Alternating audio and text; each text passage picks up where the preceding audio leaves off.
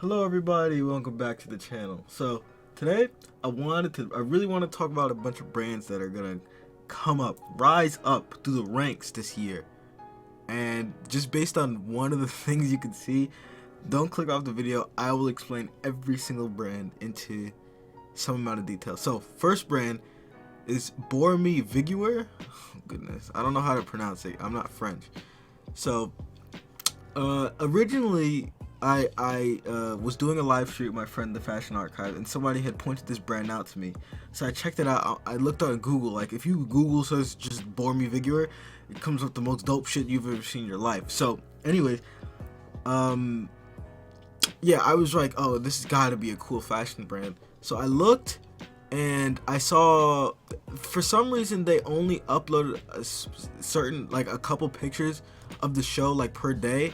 And I saw this, and I saw this, and I was like, oh, like, they really didn't, like, do that well as much as I thought they were gonna do. So I was like, all right, I scratched this one off the list, basically, right? I scratch it off, and then like, it's so weird. As the pictures go along, it started getting better. I'm like, oh shit, like, they stepped up their game. This brand is so cool to me, so uniquely cool. The way they the use of colors is super unique to me. Like, just the combination of colors here fits really well, and I think it's because of the texture of the clothes on top of the colors. Like, it's just blended really nice here. Like, it's all nice and coherent, and I really love what I'm looking at here. And just like I said, based on the Google search, this is the picture I saw. I think it was specifically it must have been this one. I was like, holy, I love that shit. Like, this is dope. Like, riding from Mortal Kombat type shit. Like, it just looks super cool to me.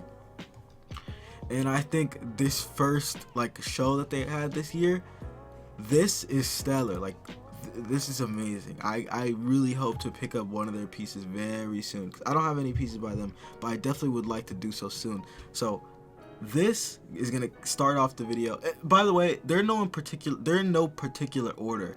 So I kind of just like, okay, this is the ones I want to talk about, and I had like a list of 10 of them, and I scratched some of them off. So this is just 5, not really top 5, but 5. So next one is Hanjiko. So I guess it's a little bit of cheating. Well, it's gonna be cheating with the next one too, because I know the guy who designs for them, and I'm kind of cool with him, but that didn't really influence my decision at all. I think this is really nice. The silhouettes that they have going on here is what really stands out to me. Like, for example, this hoodie, the silhouette of this hoodie is super nice. The elongated sleeves and the asymmetrical so the actual hoodie is asymmetrical, but they decided to make the print asymmetrical too, which I really love. And I actually picked up a piece from them before. I'm gonna put up a picture on screen right now of me wearing that piece. Super dope piece. You should definitely check them out. These bags in particular are really nice to me. I think, you know what I mean, like, and they have really nice jackets too. They always advertise them as unisex, which is good for them, because a lot of the time, if you don't put unisex, people might be discouraged to buy a piece if it looks a little, quote, womanly or whatever. Like, a piece like this, super nice. It would be a super nice addition to my closet, and I'm definitely gonna pick up another piece by them very soon. But what I see from him is like such a good track record. I was actually, where I started seeing this, it was in High Fashion Talk. I think he had posted some of his work in there, and he was maybe he was asking for models or something like that.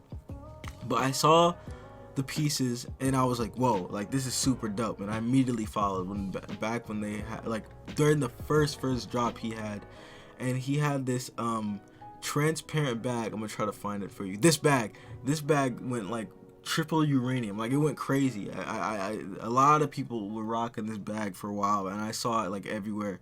It was super dope. And I think if he continues where he is, I mean, already, like, it's a phenomenal design across the board, in my opinion. And, start of the new decade, start of the new year, I definitely think this is a brand for you to look out and, see what else he can create. So, next brand is Gray Matter. This is by another friend of mine called Jonah, and his stuff is super, I don't know how to like, I would call it surreal, but that doesn't really make sense. But the point is, like, it's just super cool to me.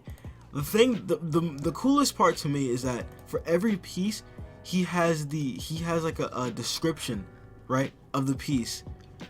This is right here. Our lost passenger, right? The design shows a woman holding a locked briefcase with a fingerprint inside, representing her true identity. She's trying to run away from a false identity, scared to show her true self locked inside the briefcase. Like, every single piece has a meaning. It's not just like, even like, it's not so much that, oh, it's just it looks cool, which it does, but it looks cool, and there's like literally every piece has a meaning behind it. You're not gonna find, he always puts like, this is why this piece is made, this is the inspiration, this, that, and the third, and I really like that. Like, when you have context into what a person creates, it always feels that much greater. So if you, let's say, like, I'm assuming if you're watching this, you must be really big into fashion, right? Or at least I'm thinking you are. When you get a piece and you like it, right, and then you further get the context into which that piece was created and the inspiration and whatnot, it feels that much better. You know what I mean? It just feels a lot better knowing exactly why this piece was created and what the inspiration is from, and that is like the entire basis of this brand, which really, I really appreciate. So the next one, now we're gonna get into like the ones that aren't so like these. This is well known. Hella Email.